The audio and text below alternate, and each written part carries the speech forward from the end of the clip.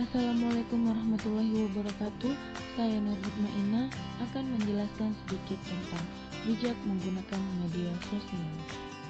Media sosial adalah sebuah media daring yang digunakan satu sama lain, di mana para penggunanya bisa dengan mudah berpartisipasi, berinteraksi, berbagi, dan menciptakan isi meliputi blog, jejaring sosial, wiki, forum, dan dunia virtual.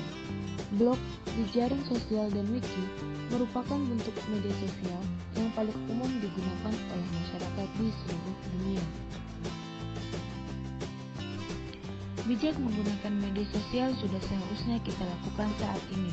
Dengan hadirnya internet, media sosial saat ini menjadi tren bagi anak muda, dewasa, hingga tua pun banyak yang menggunakan media sosial. Agar tidak melanggar UU ITE dan dapat menggunakan media sosial dengan optimal, berikut 5 tips menggunakan media sosial dengan bijak. 1. Gunakan sesuai kebutuhan. 2. Jaga sikap dan etika. 3. Ikuti informasi yang bermanfaat. 4. Jauhi toxic account. 5. Manfaatkan sosial media semaksimal mungkin. Selain sebagai alat komunikasi terhadap teman atau kerabat jauh, berikut manfaat bijak menggunakan media sosial. 1. Media sosial sebagai alat untuk mencari informasi. 2. Media sosial bisa dijadikan sarana hiburan. 3. Media sosial bisa mendatangkan uang. Dampak positif dari penggunaan media sosial adalah 1. Untuk menghimpun keluarga, saudara, kerabat yang tersebar. Dengan jejaring sosial sangat bermanfaat dan berperan untuk mempertemukan kembali keluarga atau kerabat yang jauh dan sudah lama tidak bertemu. Kedua, sebagai media penyebaran informasi. Informasi yang up to date sangat mudah menyebar melalui situs jejaring sosial. Hanya dalam tempo beberapa menit setelah kejadian, kita telah bisa menikmati informasi tersebut. Ketiga, memperluas jaringan pertemanan.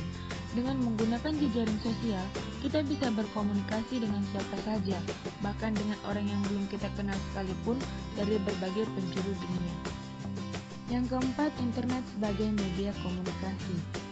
Setiap pengguna internet dapat berkomunikasi dengan pengguna lainnya dari seluruh dunia. Yang kelima, sebagai sarana untuk mengembangkan keterampilan dan sosial. Pengguna dapat belajar bagaimana cara beradaptasi, bersosialisasi dengan publik, dan mengelola jaringan pertemanan. Dan terakhir, sebagai media promosi dalam bisnis.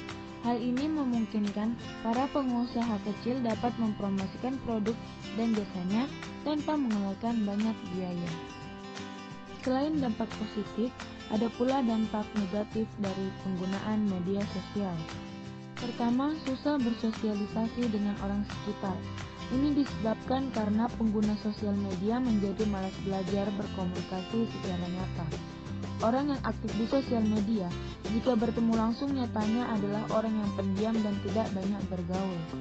Kedua, situs sosial media akan membuat seseorang lebih mementingkan diri sendiri.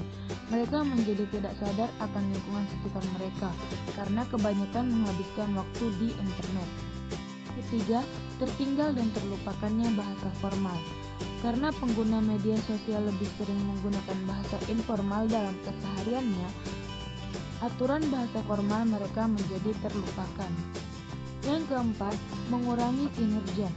Karyawan perusahaan, pelajar, mahasiswa yang bermain media sosial pada saat sedang mengerjakan pekerjaannya akan mengurangi waktu kerja dan waktu belajar mereka.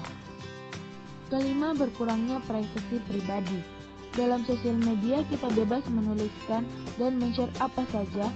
Seringkali tanpa sadar kita mempublish hal yang seharusnya tidak perlu disampaikan ke lingkup sosial. Dan yang terakhir ada kejahatan dunia maya.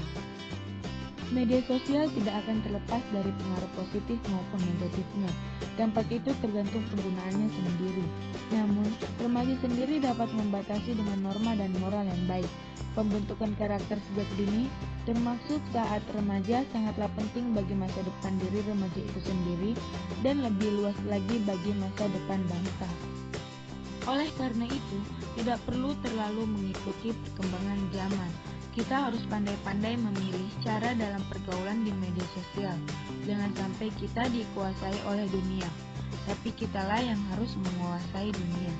Jangan pula menjadi orang yang ketinggalan zaman. Sekian dari saya, semoga bermanfaat. Kurang lebih mohon dimaafkan.